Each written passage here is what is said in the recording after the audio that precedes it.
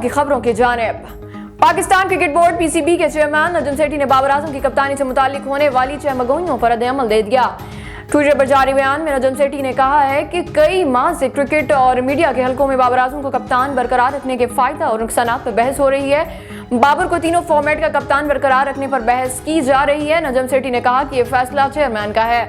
मैंने पहले chairman selection committee Shahid Afridi और अब हारून रशीद के ख्यालात जाने। इन्होंने कहा कि दोनों कमेटियों का ख्याल था कि ये बात मेरिट पर पूरा उतरती है कि इस पर बहस हो। इसके बाद दोनों इस नतीजे पर पहुंचे कि सूरत हाल जूं की तूं रहनी चाहिए। मैंने पब्लिक में इस तमाम सूरत हाल को बयान किया।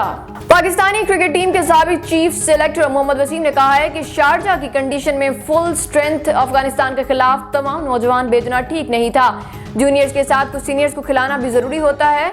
साइम अयूब और मोहम्मद हारिस जब बाबर की रहनुमाई में खेले तो फर्क था। अगर बाबर नहीं तो रिजवान, अगर ये दोनों नहीं तो फखर को टीम के साथ होना जरूरी था। इन्होंने मजीद कहा कि फास्ट बॉलर मोहम्मद आमिर को टीम में वापस आना है तो रिटायरमेंट वापस लें और डोमेस्टिक में परफॉर्म करें। फास्ट बॉलिंग में काफी अच्छा मुकाबला है, इन्हें मेहनत और परफॉर्म करना होगा। जिन प्लेयर्स पर इन्वेस्ट किया है इनको साथ लेकर चलना जरूरी है। और बरतानवी टेनिस स्टार कैमरॉन नूरी शिकस्त के बाद मॉन्टी कार्लो मास्टर्स के पहले राउंड में ही बाहर हो गए।